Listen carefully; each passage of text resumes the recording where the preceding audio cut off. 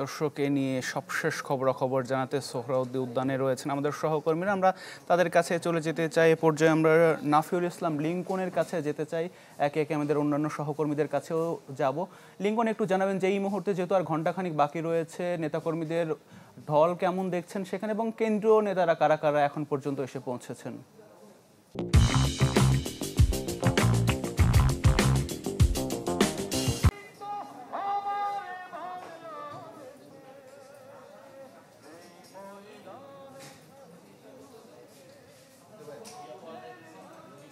আতিক সোহরাওয়ার্দী উদ্যানের যে ঐতিহাসিক জনসমাবেশ বলা হচ্ছে জামাতের সমাবেশকে ঘিরে গতকাল থেকে কিন্তু আমরা দেখেছি সন্ধ্যার পর থেকে সোহরাওয়ার্দী উদ্যানের আনাচে কানাচে রাজধানী সহ দেশের বিভিন্ন জায়গা থেকে জনসমাবেশ কিন্তু এখানে জড়ো হয়েছেন, এবং এখন ঠিক স্টেজে চলছে একটি বিভিন্ন সাংস্কৃতিক দলের সমাবেশে একটি ঐতিহাসিক একটি অনুষ্ঠানের আয়োজন করেছে জামায়াত ইসলামের নেতাকর্মীরা, এবং মঞ্চে এখন কিন্তু সেই সঙ্গীত পরিবেশন হচ্ছে বিভিন্ন ইসলামিক দলের পক্ষ থেকে।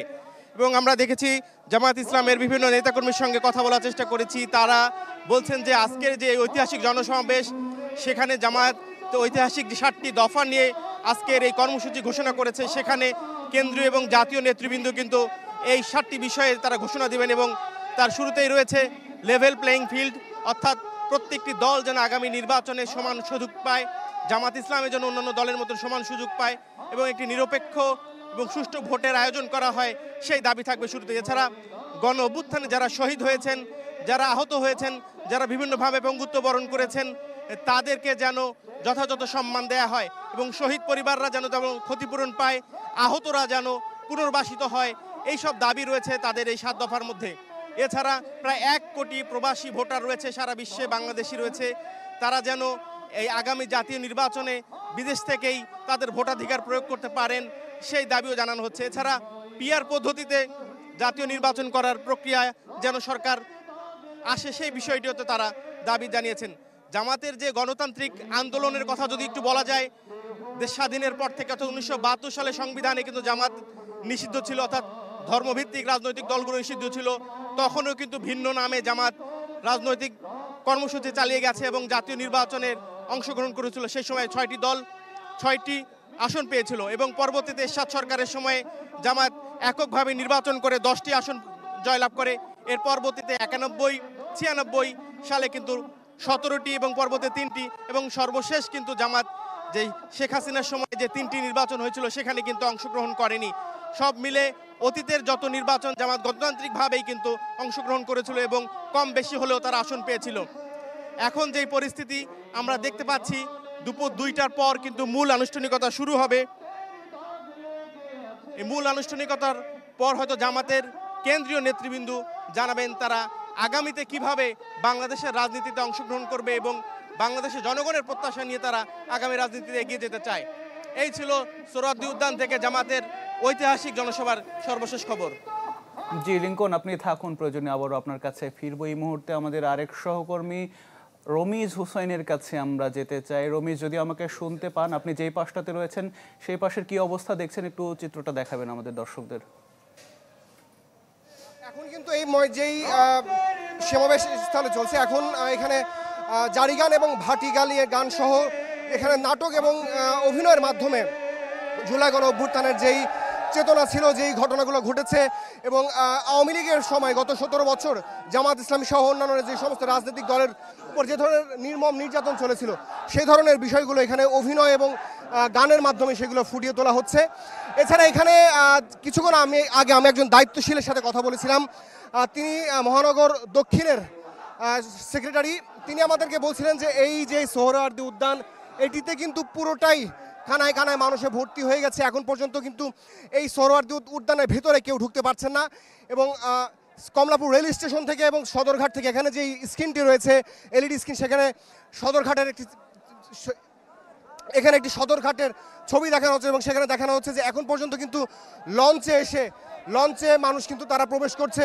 তো তাদের বক্তব্য যে তারা যেই সমাবেশ ডেকেছে এবং তাদের যেই উদ্দেশ্য ছিল সেই উদ্দেশ্য কিন্তু তারা সফল হয়েছে এবং এইভাবেই তারা বলছেন যে তাদের যে 7 দফা দাবি সেই 7 দফা দাবির মধ্য দিয়ে তারা এই আনুষ্ঠানিকতা এখানে শেষ করবেন। রমেশ, আপনি থাকুন সেখানে, আমরা একটু শাহবাগ এলাকার চিত্র দেখে আসতে চাই। এখনো প্রচুর নেতাকর্মীরা এই সমাবেশ স্থলে আসছেন, আমরা সেই চিত্রটা দেখে আসতে চাই। সুলতান মাহমুদ আরিফ সেখানে রয়েছেন। আরিফ, একটু শাহবাগের চিত্রটা দেখাবেন।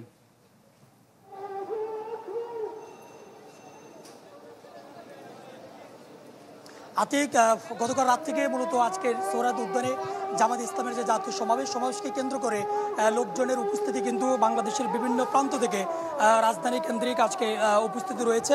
এখনও দেখতে পাচ্ছেন যে মানুষজন কিন্তু আজকে সোহরাওয়ার্দী উদ্যানে তাদের আজকে জামাত ইসলামের যে জাতীয় সমাবেশ সেই সমাবেশের দিকে যাচ্ছে। বর্তমানে আপনি দেখতে পাচ্ছেন যে শাহবাগের যে চিত্রটি, সেই শাহবাগের যে চতুর্মুখী যে রাস্তাগুলো রয়েছে, সড়কগুলো রয়েছে, সবগুলো সড়কেই কিন্তু জামাত ইসলামের নেতাকর্মীদের উপস্থিতি রয়েছে। সবার হাতে প্লেকার্ড রয়েছে, নানান ধরনের এখানে ইসলামী সঙ্গীতগুলো গেয়ে গেয়ে তারা তাদের আজকের যে জাতীয় সমাবেশ সেই সমাবেশে তারা উপস্থিত হচ্ছেন এবং পাশাপাশি প্লেকার্ডগুলো তারা হাতে রেখেছেন। হাতে রেখে প্লেকার্ডগুলো নিয়ে তাদের দলীয় স্লোগান এবং ইসলামী যে স্লোগানগুলো রয়েছে সেই স্লোগানগুলো দিয়ে তারা তাদের আজকের যে সোহরাওয়ার্দী উদ্যানের যে জাতীয় সমাবেশ সেই সমাবেশে তারা একত্রিত হচ্ছেন। এবং এতে করে আজকের সড়কগুলোর পরিস্থিতি যদি আমি একটু বলি, আজকে যেহেতু জামাত ইসলামের স্মরণকালের সবচেয়ে বড় সমাবেশ হতে যাচ্ছে, অর্থাৎ জামাত ইসলামের বাংলাদেশের রাজনীতি শুরু করার পর এই প্রথম এককভাবে সোহরাওয়ার্দী উদ্যানে জামাত ইসলামী তাদের সমাবেশটি করছেন। সেই সমাবেশকে কেন্দ্র করে যেহেতু জামাত ইসলামের পক্ষ থেকে বলা হয়েছে যে প্রায় 10 লক্ষাধিক লোকের উপস্থিতিতে তারা আজকের এই সমাবেশটি করবেন। এই জন্য আসলে রাজধানীর সোহরাওয়ার্দী উদ্যানের আশপাশের যে সড়কগুলো সেই সড়কগুলোতে মানুষের উপস্থিতি রয়েছে, যার জন্য কিন্তু সড়কগুলোতে যান চলাচল কিছুটা বিঘ্ন ঘটেছে। তবে কোনো রকম বিশৃঙ্খল পরিস্থিতি যেন তৈরি না হয় সেজন্য কিন্তু আইনশৃঙ্খলা রক্ষাকারী বাহিনীর সদস্যদের উপস্থিতি কিন্তু রয়েছে। আমরা দেখেছি যে সোহরাওয়ার্দী উদ্যানের আশপাশের যে সড়কগুলো রয়েছে সেই সড়কগুলোতে আইনশৃঙ্খলা রক্ষাকারী বাহিনীর সদস্যদের উপস্থিতি রয়েছে। কোনো রকম যেন বিশৃঙ্খল পরিস্থিতি তৈরি না হয় সেই জন্য কিন্তু আইনশৃঙ্খলা রক্ষাকারী বাহিনীর সদস্যদের উপস্থিতি কিন্তু রয়েছে। এবং আমরা এখানকার আজকের যে টেকনাফ থেকে তেঁতুলিয়া বলেন কিংবা রূপসা থেকে পাথুরিয়া বলেন, প্রত্যেকটি বাংলাদেশের প্রত্যন্ত অঞ্চল থেকে যে সমস্ত নেতাকর্মীরা এসে এখানে উপস্থিত হয়েছেন তাদের সাথে কথা বলার চেষ্টা করেছি। তারা বলছেন যে তাদের যে প্রত্যয় ব্যক্ত করা, তারা বলতে চাচ্ছেন যে তারা আগামী দিনে তারা যেহেতু বিগত দিনগুলোতে বিভিন্ন দল মতের শাসন তারা দেখেছেন, এবার তারা জামাত ইসলামের শাসন তারা দেখতে চাচ্ছেন এবং জামাত ইসলামের নেতৃত্বে ইসলামী দলগুলো ঐক্যবদ্ধভাবে একটি জোট তৈরি করবে এই প্রত্যাশাও কিন্তু তারা ব্যক্ত করেছেন। এবং আজকের জামাত ইসলামীর যে 7 দফা দাবি সেই 7 দফা দাবির মধ্য দিয়ে কিন্তু এরকম একটি আভাস পাওয়া যাচ্ছে।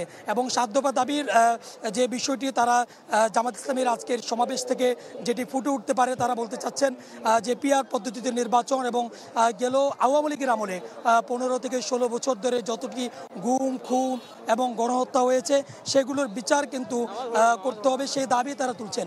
এবং প্রয়োজনীয় সংস্কারের যে বিষয়টি সেই সংস্কারের বিষয়টিও আজকে ঘোষণা দেওয়া হবে। যেহেতু এখন 1:13 বাজে, দুপুর 2টো নাগাদ জামাত ইসলামের আজকের যে জাতীয় সমাবেশ সেই সমাবেশের আনুষ্ঠানিক কার্যক্রম শুরু হবে এবং সেই সমাবেশ কেন্দ্রিক হাজার হাজার লক্ষাধিক মানুষের উপস্থিতি রয়েছে এবং আনুষ্ঠানিকভাবে সমাবেশটি শুরু হলে নতুন করে এখান থেকেও তথ্য দেওয়া যাবে। আতিক। জি আরিফ, অনেক ধন্যবাদ যুক্ত হবার জন্য। সোহাগ, রমনা এলাকা দিয়ে কি পরিমাণ নেতাকর্মী উদ্যানে প্রবেশ করছেন এবং একটু জানতে চাই আপনার কাছে আশপাশের এলাকাতে যানবাহন চলাচল করছে কিনা।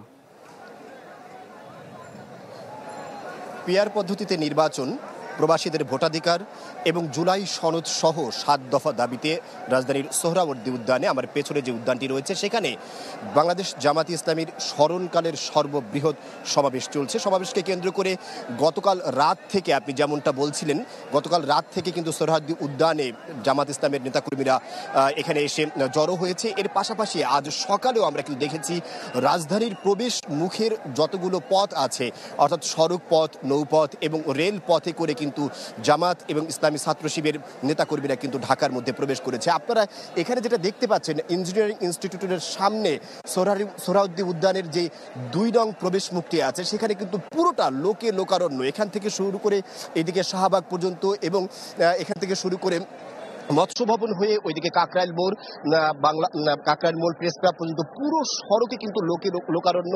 যেহেতু মাঠের মধ্যে এখন আর তিল ধারণের ঠাঁই নেই, তাই জামাতের নেতাকর্মীরা কিন্তু এখন দেখতে পাচ্ছি আমরা সড়কে অবস্থান নিয়েছে।